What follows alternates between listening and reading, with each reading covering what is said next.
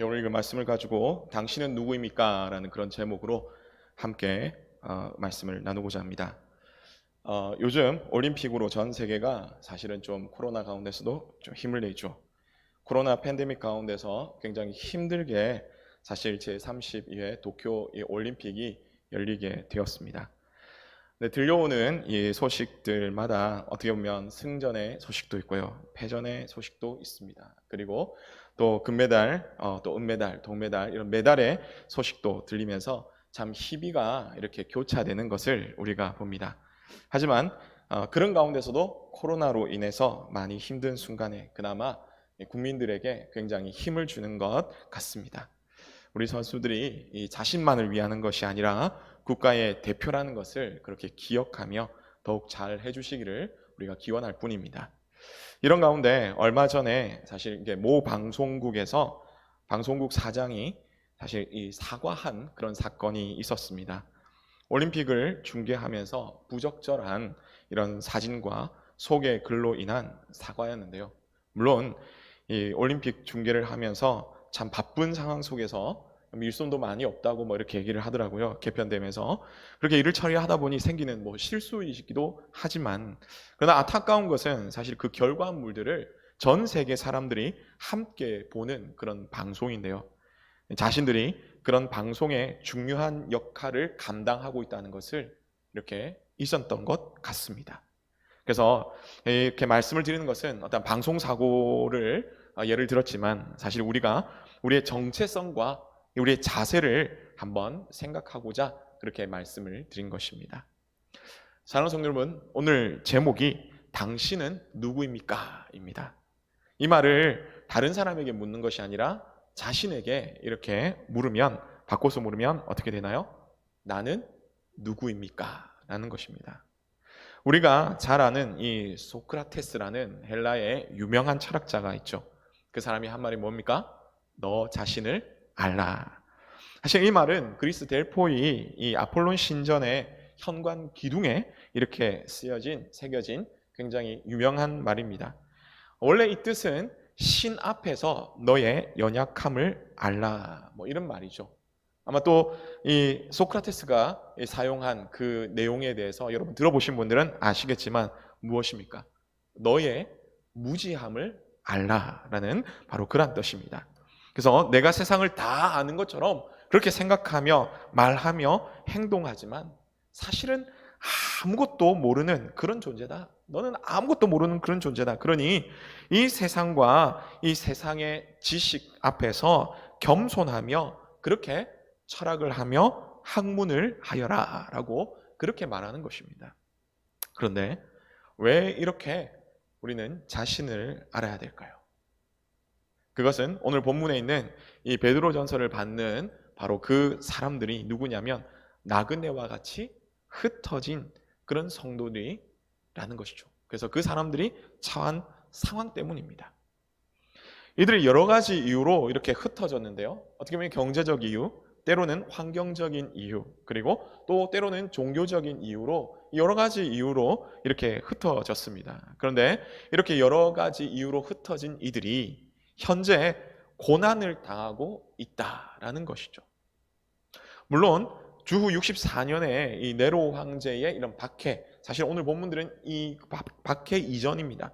그래서 엄청난 큰 박해는 아닐지라도 이전에 말씀드렸지만 예수님을 믿기에 그 믿음을 지키려고 하다 보니 받는 오해와, 그리고 또 그러한 그들 사이에 이런 무리에 들지 못하기 때문에 받는 이런 차별 때문에 사실 먹고 살기 힘들었다는 것이죠. 물론 수요일에 또 살펴보겠지만 다른 사람 밑에서 이렇게 살아가게 되는데요. 그렇게 살다 보니 참 많이 어렵고 힘든 그런 삶을 살고 있던 사람들이었다라는 것입니다. 여러분, 이런 상황 가운데서 이런 박해와 고난과 또 오해를 받고 이렇게 살아갑니다. 근데 여러분 같으면 어떻겠습니까? 제가 만약에 이런 상황에 있다면 어떻게 했을까라고 생각해 보니까 저는 뭐 특별히 앞에서 막 선동하고 이런 거는 잘 못하고요.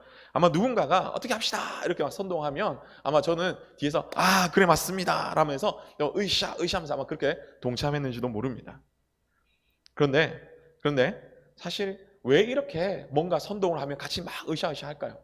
왜 앞에서 선동하고 이렇게 할까요? 그거는 아마도 지금이 너무 힘들기 때문이라는 것이죠.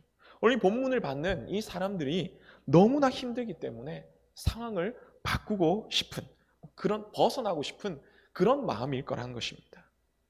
그런데 이런 상황 가운데서지만 만약에 이 상황이 얼마 안 가면 끝이 있다. 그리고 너를 괴롭히는 그들이 이제 망하게 될 것이다.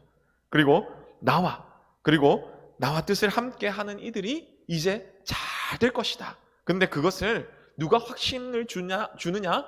바로 힘과 권세가 있는 분이 있는데 그분이 그렇게 확실하게 이룰 것이다 라고 우리에게 약속을 주셨다 라고 이렇게 한다면, 그리고 그분은 끝까지 그 말씀, 그 약속을 지킬 것이다 라고 우리가 그렇게 생각하고 그것을 마음에 이렇게 새긴다면, 여러분, 우리의 모습은 과연 어떻게 될까요? 고난을 받는 그리스도인들의 자세는 과연 어떻게 됐을까요? 아마 생각하기로 함부로 살지 않았을 것입니다. 사람들의 으쌰으쌰하는 그런 일들에 함부로 선동되지 않았을 것입니다. 끝까지 견디고 이겨 나갔을 것이라는 것이죠. 릭 워렌 목사님의 이 목적이 이끄는 삶이라는 그런 책에서 이렇게 말씀합니다. 삶에 의미가 있다면 인간은 거의 모든 것을 견딜 수 있지만 반대로 삶에 의미가 없다면 어떤 것도 참을 수 없다. 가장 큰 비극은 죽음이 아니라 목적 없는 삶이다 라는 것이죠. 하나님께서는 이 베드로 사도를 통해서 베드로 전서를 이 받는 이들에게 이러한 삶을 살아가라라고 그렇게 말씀하시면서 너희가 어떠한 존재인지 기억하며 살아가라라고 그렇게 말씀을 하시는 것입니다. 오늘 말씀을 통해서 우리가 과연 누구인지에 대해서 다시 생각하며 또 어떠한 삶을 살아가야 될지에 대해서 고민함으로 하나님이 기뻐하시는 믿음의 삶을 살아가시는 그런 우리 모두 되시기를 간절히 바랍니다. 그러면 우리는 누구입니까? 오늘 말씀에서 어떤 사람이라고 그렇게 말씀을 하고 있습니까? 첫 번째는 소망을 가지고 말씀을 사모해야 할 사람입니다 라는 것입니다. 말씀을 사모해야 될 사람이라는 것이죠. 오늘 본문이 있는 2장 앞에 베드로전서 1장에서는요 하나님께서 믿음과 소망을 두고 하나님께 믿음과 소망을 두고 살아가되 거룩한 삶을 살아가야 된다고 그렇게 말씀하고 있습니다. 근데 그 거룩한 삶을 살아가는 것은요 상황에 따라 변화하는 어떠한 우리의 의지가 아니라 오직 변치 않는 하나님의 그 말씀의 근거를 두기 때문에 하나님의 말씀이 우리의 기준이 되어야 된다라고 그렇게 말씀을 하며 그 하나님의 말씀을 가까이 해야 된다라고 그렇게 말씀하고 있습니다. 근데 오늘 본문에 있는 2장 1절에서 3절에서 와서는 뭐라고 말씀하시냐? 우리 함께 다시 한번 읽겠습니다. 시작. 그러므로 모든 악독과 모든 기만과 외식과 시기와 모든 비방하는 말을 버리고 갓난 아이들같이 순전하고 신령한 젖을 사모하라. 이는 그로 말미암아 너희로 구원에 이르도록 자라게 하려 함이라. 너희가 주의 인자하심을 맛보았으면 그리하라. 아멘. 하나님의 이 말씀에 따라 이제 1절에서 보니까 그 모든 악독과 모든 기만과 외식과 시기와 모든 비방하는 말을 버리라라고 그렇게 말씀을 합니다. 이것들은 무엇입니까? 세상 사람들이 예수님을 믿는 사람들을 사실 넘어지게 하려는 것이죠. 세상 사람들이 자신의 배를 채우기 위해서 아무런 거리낌이나 두려움 없이 부끄러움 없이 그렇게 행하는 것들입니다. 실수로 행하는 것이 아니라 고의적으로 작당해서 그렇게 하는 것이라는 것이죠. 그런데 너희는 비록 이 세상에서 힘들게 살아가지만 하나님께 그렇게 말씀하시죠. 너희는 하나님의 사람이기 때문에 그러한 세상 사람들이 하는 것들을 다 버려라 라고 그렇게 말씀을 하시는 것입니다. 사랑하는 성도 여러분, 오늘 우리에게 오늘 이 말씀처럼 악독과 기만과 외식과 시기와 비방하는 말 등 이런 것들이 우리 가운데 있으십니까? 버리시기를 간절히 바랍니다. 비우시기를 바랍니다. 근데 사실 우리가 아멘 하지만 쉽지가 않죠. 왜입니까? 이게 비우기가 참 어렵습니다. 쉽지가 않습니다. 베드로 사도도 그러기에 뭐라고 말씀하시냐면 2절에서 신령한 젖을 사모함으로 그렇게 비우고 채우라라고 말씀하시는 것이죠. 근데 이 신령한 젖은 무엇입니까? 말씀이며 복음입니다. 여러분, 이 컵이 있습니다. 이 컵에 물론 안 보이시겠지만 컵이 있다고 생각해 봅시다. 컵이 있습니다. 이 가운데 오염된 물이 있습니다. 그럼 여러분 어떻게 하십니까? 그냥 버리면 됩니다. 그런데요, 만약에 우리 앞에 큰 강들 있죠? 큰 강들이 오염되면 여러분 어떻습니까? 물론 쓰레기나 이런 것들을 치우긴 해야 되죠. 하지만 가장 좋은 방법은 위에서 많은 깨끗한 물들이 들어오면 됩니다. 물론 시간은 좀 걸릴 수 있습니다만 그러나 결국 깨끗하게 되는 것이죠. 이거 제가 느끼는 것이 작년에는 비가 좀 많이 왔지 않습니까? 그러니까 우리 앞에 있는 그 남천이 굉장히 물이 많고 맑았습니다. 근데 근래에 가보니까 너무 물이 없고요. 그 물이 이끼가 끼고 별로 안 좋더라고요. 물이 오늘 비가 또 굉장히 또 많이 오는데요. 이렇게 물이 많이 오면 깨끗하게 씻겨져 나가는 것입니다. 이와 마찬가지로 우리는 연약하고 부족합니다. 그래서 비우기에 힘쓰지만 사실은 쉽지 않습니다. 그러나 그래도 노력하고 신령한 젖을 사모한다면 우리의 영혼이 달라지게 되는 것입니다. 그런데 여러분, 우리가 어떻게 사모할까요? 어떻게 사모할까요? 오늘 말씀은 갓난 아이들처럼 그렇게 사모하라라고 말씀합니다. 갓난 아이들 어떻습니까? 지금은 사실 의술과 또 식품이 발달되어서 대체되는 용품들이 굉장히 많이 있습니다. 그래서 예를 들어서 어머니 젖이 없다. 그러면은 어떻습니까? 우유를 이렇게 먹고 자라게 되는 것이죠. 하지만 그런 상황 가운데서도 아직도 가장 권하는 것이 있다면 무엇입니까? 어머니의 젖이 최고라는 것입니다. 어머니의 젖을 먹지 못하면 면역도 그렇고요. 건강도 그렇고 사실 문제가 생깁니다. 하물며 아무리 의술과 식품이 발달하더라도 사실 그런데 의술이 발달하지 못했던 바로 그 옛날이면 어머니 젖은 어떻습니까? 아이들이 그 어머니 젖을 먹지 못하면 죽을 수밖에 없는 그런 상황입니다. 그래서 생명과 연관이 되어지는 것이죠. 그래서 2절 하반부에서는 구원에 이르도록 자라게 하는 것이 바로 생명을 가지고 살아가게 된다라고 그렇게 말하고 있는 것이고요. 3절에서는 이 생명을 계속 유지하기 위해서 그렇게 젖을 사모하는 것을 그렇게 그리하라라고 얘기를 하는 것입니다. 하나님의 말씀에 대해서 귀한 줄을 알고 생명과 연관되는 줄을 알고 그렇게 계속 하나님의 말씀을 그 젖을 사모하라, 신령한 젖을 사모하라 그렇게 말씀하는 것이죠. 여러분, 그런데 아이를 키워보신 분들은 우리는 알지만 여러분, 어머니 젖이 굉장히 중요하다는 걸 아는데요. 이 아이들은 어떻습니까? 분명 어머니 젖이 중요하다는 걸 어느 정도는 알지만 잘 깨닫지 못하는 것 같습니다. 아이들이 어느 정도 어머니 젖을 먹고 좀 컸습니다. 맛있는 것들이 많죠. 그러면 어떻습니까? 맨날 먹는 거 그거 말고 달달하고 이 맛있는 걸 딱 맛보면 어떻습니까? 아, 그거 말고 맛있는 거 주세요. 애들이 막 이거 달라 저거 달라 그렇게 하지 않습니까? 그 중에서도 달달한 게 어떤 게 있습니까? 과자죠. 여러분, 아이들이 과자만 먹고 이렇게 클 수 있을까요? 과자는 간식입니다. 주식이 아니라는 것이죠. 주식은 어머니의 젖이고 그 외에 밥이라는 이런 주식이 있는 거죠. 그런데 아이들이 그거 안 먹고 이 영양가도 없는 맛만 있다는 이 과자만 달라면 여러분 어떻겠습니까? 아마 어머니의 젖이나 이 주식을 주려고 부단히 노력하겠죠. 부모라면 당연히 그렇습니다. 하나님의 그 마음도 이와 같다는 것입니다. 아무리 다른 것을 많이 먹어도 우리의 영혼의 양식이 되느냐? 그렇지 않다는 것이죠. 그렇지 않은 것.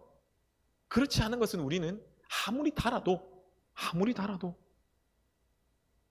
금해야 되는 것이고요. 반대로 별로 맛이 없고 오늘이나 어제나 막 똑같이 보이고 그 나물에 그 밥 별거 있나요? 뭐 이렇게 할 줄 모르지만 그것이 우리의 양식이 되는 줄 알고 우리의 영혼인 하나님의 말씀을 가까이 하기에 힘쓰시는 그런 저와 여러분 되시기를 간절히 바랍니다. 어떻게 보면 우리가 아플 때 어떻습니까? 아플 때 입맛이 없습니다. 그러면 여러분 뭐라 하십니까? 아이고 밥 많이 먹어라. 밥 많이 먹어라. 왜요? 밥이 보약이다. 이렇게 하죠.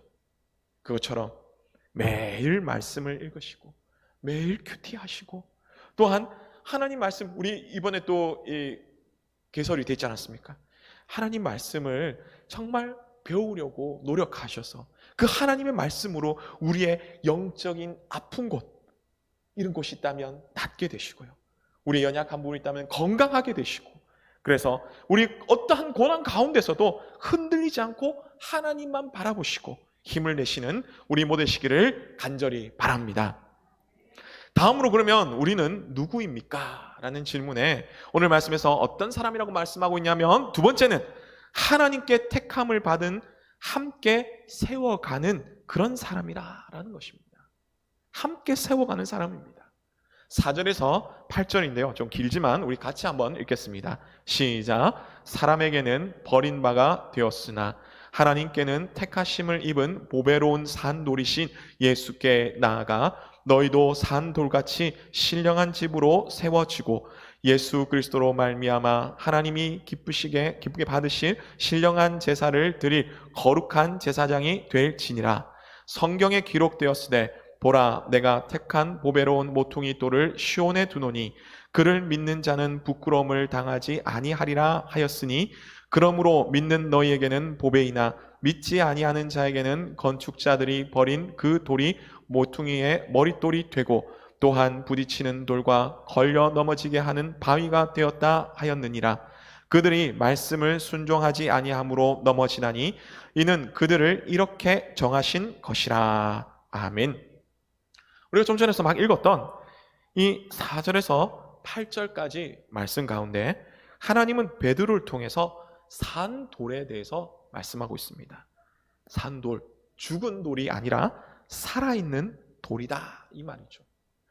이 돌은 사실은 이 돌이라는 이 단어는 어디에 많이 쓰이냐면요, 이 무덤에 있는데 그 무덤을 막는 바로 그 돌에 대해서 쓸 때 이 단어도 사용되기도 합니다. 근데 이 돌은 예수님 십자가에 죽으시고 아리마대 이 요셉의 무덤에 묻혔을 때에 그 큰 돌을 이렇게 지칭하는데요. 원래는 죽은 이가 있는 무덤을 이렇게 막는 그런 일을 했지만 그 무덤 문이 이제 열려진 것이죠. 예수 그리스도의 부활로 이제 그 무덤 문이 열려졌습니다. 그것을 산돌, 그래서 예수 그리스도께서 부활하신 것을 바로 의미하는 그런 말입니다. 그런데 그 돌이 무덤을 막는 데만 쓰였지만 이제는 산돌이 되었기 때문에 그 돌이 무덤에 막는 데 쓰이는 것이 아니라 이제는 신령한 집을 짓는데 그렇게 쓰여졌다라고 오늘 말씀하고 있는 것입니다. 그리고 6절에서 말씀하시듯이 부활하신 예수 그리스도를 비유하는 이 산돌이 이제 하나님이 있는 그 시온 그 성전에 모퉁이 돌이 되었다라고 그렇게 말씀을 하시는 거죠. 그리고 이제 7절에서는 원래 이 돌이 아무런 쓸모없이 여기 막 여겨지다가 그리고 어떻게 보면 깨지고 그래서 함부로 사용되는 그 버려지는 그런 돌이어야 함에도 불구하고 그게 아니라 하나님께서 그 돌을 사용하셔서 모퉁이 돌 가운데서도 건물을 지지하는 머릿돌이 되게 하셨다라는 것입니다. 이 모퉁이 돌이라는 게 건물의 어떻게 보면 기둥들이지 않습니까? 그 기둥이 굉장히 중요한데요. 그 기둥 중에서도 가장 기초가 되는 이 머릿돌, 바닥에 탁 튼튼하게 서 있는 그 머릿돌이 되게 하셨다라고 그렇게 말씀을 하시는 것입니다. 그러게 이러한 예수 그리스도를 따르는 이들에게는 예수님이 귀한 보배가 되시지만 그러나 예수를 믿지 않는 이들에게는 걸림돌이 되어지고 넘어지게 하는 바위가 된다라고 그렇게 말씀을 하시는 것입니다. 사랑하는 성도 여러분, 그러므로 예수님을 구주로 믿고 소망을 가지고 말씀을 사모하는 그 백성들은 이제 오전의 말씀처럼 하나님께서 산돌을 신령한 집을 세우는데 사용하셨던 것처럼 우리 역시 신령한 집을 세우는 재료로 우리를 쓰시기를 원하신다라는 것이죠. 이에 베드로와 마찬가지로 바울은 에베소서 2장 21절과 22절에 이렇게 말씀합니다. 제가 읽어드리겠습니다. 그의 안에서 건물마다 서로 연결하여 주 안에서 성전이 되어가고 너희도 성령 안에서 하나님이 거하실 처소가 되기 위하여 그리스도 예수 안에서 함께 지어져 가느니라. 아멘. 우리는 예수 그리스도라고 하는 그 성전의 한 부분이며 또한 그리스도를 머리로 한 바로 그 지체들이라 하는 것이죠. 그러므로 우리는 믿음으로 말씀으로 사실은 접붙임 되었으며 그 접붙임을 어떻게 보면 유지하게 되는 것입니다. 그래서 우리의 개인 신앙 굉장히 중요합니다. 그럼 신앙이 없이는 우리가 하나님 앞에 나아갈 수도 없고요. 하나님의 말씀대로 그렇게 살아갈 수 없습니다. 신자로서 그리스도인으로서 살아갈 수 없는 것이죠. 하지만 또한 함께 지어져가는 존재이기에 또한 지체이기에 우리는 우리 자신뿐만 아니라 서로를 돌아봐야 하는 것입니다. 오늘 본문에서 1차적으로 이 말씀 받는 이들이 누구죠? 고난 가운데 흩어진 나그네와 같은 그리스도인들입니다. 나그네와 같이 힘들고 어려운 처지라는 것이죠. 기댈 곳이 없습니다. 하지만 서로가 그런 가운데 있음에도 불구하고 함께 돕고 세워가라라는 것입니다. 코로나 팬데믹으로 인해서 많은 이들이 힘들어하고 있습니다. 너도 힘들고 나도 힘들다. 다 그렇게 얘기를 하죠. 그럴지라도 하나님이 우리를 돌보시고 계신다는 것을 잊지 마시고 우리는 이 모든 것을 변화시키신 그 하나님을 바라보고 나가야 되는 것입니다. 그러므로 그 하나님을 믿는다면 우리는 서로를 돌아보며 함께 세워가야 되는 것이죠. 그럼 도움의 방법은 여러 가지가 있을 것입니다. 직접적으로 도와줄 수 있는 것도 있죠. 물론 그렇게 다 도와주면 얼마나 좋겠습니까마는 우리도 여유치 않을 수도 있어요. 그래서 잘 못 도와줄 수도 있습니다. 하지만 그렇지 못할지라도 우리가 서로에게 믿음의 말을 하며 함께 기도하며 격려함으로 믿음에 굳게 서서 서로를 세워가시는 그런 우리 모두 되시기를 간절히 바랍니다. 마지막으로 그러면 우리는 누구입니까? 오늘 말씀에서 어떤 사람이라고 말씀하고 있습니까? 세 번째는 그러므로 아름다운 덕을 선포할 사명을 받은 사람입니다 라는 것입니다. 오늘 9절과 10절의 말씀을 함께 읽겠습니다. 시작. 그러나 너희는 택하신 족속이요 왕같은 제사장들이요 거룩한 나라요 그의 소유가 된 백성이니 이는 너희를 어두운 데서 불러내어 그의 기이한 빛에 들어가게 하신 이에 아름다운 덕을 선포하게 하려 하심이라. 너희가 전에는 백성이 아니더니 이제는 하나님의 백성이요 전에는 긍휼을 얻지 못하였더니 이제는 긍휼을 얻은 자니라. 아멘. 앞서 말씀드렸지만 베드로전서의 1차 수신자는 박해받고 있으며 나그네와 같이 흩어져 살아가는 그런 그리스도인들입니다. 이들의 지위와 신분을 보면 그렇게 높은 사람들이 아니었습니다. 많은 이들이 평민 혹은 평민 이하의 노예와 같은 그런 삶을 살고 있었던 사람이라고 볼 수 있죠. 또한 예수님을 믿는다고 해가지고 경제적으로 종교적으로 박해를 받고 있어서 많은 어려움 상황 가운데 있는 그런 사람들이었습니다. 그런 그들에게 하나님은 베드로를 통해서 하시는 말씀이 너희는 택함 받은 사람이며 왕족이며 또한 제사장이다. 그리고 하나님의 다스림을 받는 구별된 하나님의 나라의 백성이다라고 그렇게 말씀을 하시는 것입니다. 그런데 이것을 단순히 잘 못하는데 아유 너희가 이 엉망인데 아이고 잘한다 이렇게 격려하거나 혹은 아이고 열심히 하세요 하는 그런 위로의 차원의 말이 아니라는 것입니다. 이것은 확실한 선언입니다. 그리고 지금까지 너희가 잘 알지 못하고 있었어. 그런데 지금 너희 신분은 바로 이거야 라고 그렇게 선언하는 것입니다. 너 지금까지 모함도 받고 박해도 받고 그렇게 있기에 너 자신을 보면 아무것도 아닌 것처럼 그렇게 보이지? 그런데 사실 그게 아니야. 너는 원래 진짜 이런 모습이야. 너는 그러니 힘을 내. 그리고 너의 진짜 모습으로 살아가. 아무런 걱정하지 말고 내가 뒤에서 봐줄 테니 힘을 내 살아가. 바로 이런 말씀이 이 9절과 10절의 말씀이라는 것이죠. 사랑하는 성도 여러분, 그렇게 박해를 받으며 나그네와 같이 흩어져서 살아가는 그리스도인들에게 하나님께서 이렇게 말씀하시면서 그 그리스도인들에게 원하는 것이 과연 무엇입니까? 9절의 말씀 하반부에서 나오듯이 너희를 어두운 데서 불러내어 기이한 빛에 들어가게 하신 이의 아름다운 덕을 선포하게 하려 함이라는 것입니다. 아름다운 덕을 선포하는 것 무엇입니까? 바로 우리를 구원하시고 생명 주신 그 복음을 전하는 것이죠. 구원하신 예수님께서 제자들에게 들려주셨던 말씀, 우리가 잘 아는 말씀들인데 우리 한번 읽어봅시다. 마태복음 28장 18절에서 20절 말씀입니다. 같이 읽겠습니다. 시작.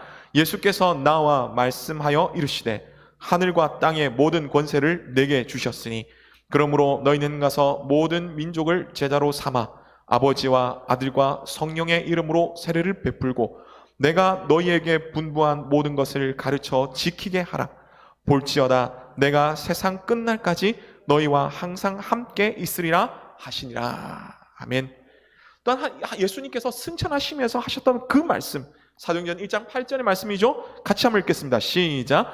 오직 성령이 너희에게 임하시면 너희가 권능을 받고 예루살렘과 온 유대와 사마리아와 땅끝까지 이르러 내 증인이 되리라 하시니라. 아멘.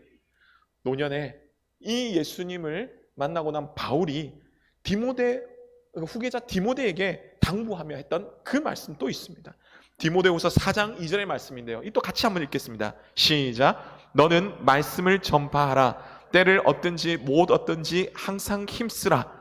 범사의 오래 참음과 가르침으로 경책하며 경계하며 권하라. 아멘. 하나님은 우리에게 복음을 전파할 그런 사명을 주셨습니다. 우리는 이 사명 감당해야 할 것이죠. 물론 코로나로 인해서 많은 제약들이 있습니다. 하지만 우리는 지켜야 할 것들은 지켜나가지만 무엇보다도 우리를 부르신 그 사명을 생각하며 그렇게 믿음으로 살아가야 할 것입니다. 그렇게 살아갈 때에 우리는 올바른 그런 믿음의 삶을 살아가며 또한 하나님이 정말 기뻐하시는 그러한 삶을 살아가게 될 것입니다. 우리 모두 복음을 전하는 그 사명을 기억하며 부르심에 합당하게 믿음으로 사명 감당하시며 살아가시는 우리 모두 되시기를 간절히 바랍니다. 말씀을 맺습니다. 오늘 설교 제목이 당신은 누구입니까? 입니다. 그래서 스스로에게 적용해 본다면 나는 누구입니까? 라는 것이죠. 왜 이런 질문을 했을까요? 그것은 우리 자신이 어떤 존재인지 안다면 어떤 삶에 있어서도 어떤 환경에 있어서도 우리의 삶이 흔들리지 않기 때문입니다. 그럼 우리는 어떤 존재였습니까? 소망을 가지고 말씀을 사모해야 될 그런 사람이었습니다. 변치 않는 하나님의 말씀을 가까이 하기에 힘쓰는 우리 모두가 되어야 되는 것이죠. 두 번째는 하나님께 택함을 받은 함께 세워가야 하는 바로 그런 사람입니다. 서로 함께 세워가야 되는 것이죠. 그리스도 안에서 한 지체 함께 세워져가는 성전으로서 자신의 믿음도 중요한 만큼 옆에 있는 우리 지체들을 함께 돌아오며 함께 세워가야 하는 것입니다. 마지막 세 번째는 아름다운 덕을 선포해야 될 그런 사명을 받은 사람이라는 것이죠. 사명을 받은 사람입니다. 무엇보다도 우리는 아름다운 덕, 즉 복음을 전할 사명을 받은 사람들에게 어떤 상황 가운데서도 복음을 전하는 이 사명을 감당해야 하는 것입니다. 우리는 그리스도인들이 이러한 존재의 목적, 삶의 목적을 가지고 살아가기를 하나님께서는 우리에게 참 원하셨던 바로 그런 것이죠.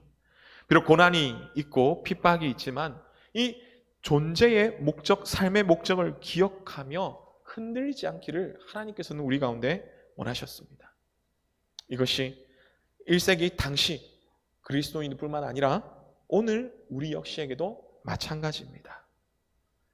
여러분, 코로나 팬데믹의 장기화로 인해서 많은 힘든 상황 가운데 있지만 그런 가운데서도 우리를 향하신 하나님의 계획과 뜻이 있음을 기억하며 우리 가야 될 길들을, 그 사명을 감당하시는 우리 모두 되시기를 간절히 바랍니다.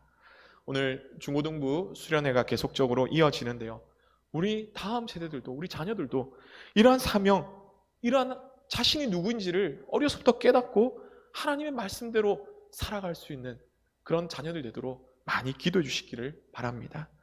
우리뿐만 아니라 우리 다음 세대들까지 모두 하나님의 뜻을 이루며 하나님의 마음을 시원케 드리는 그런 우리 모두가 되기를 주님의 이름으로 축복합니다.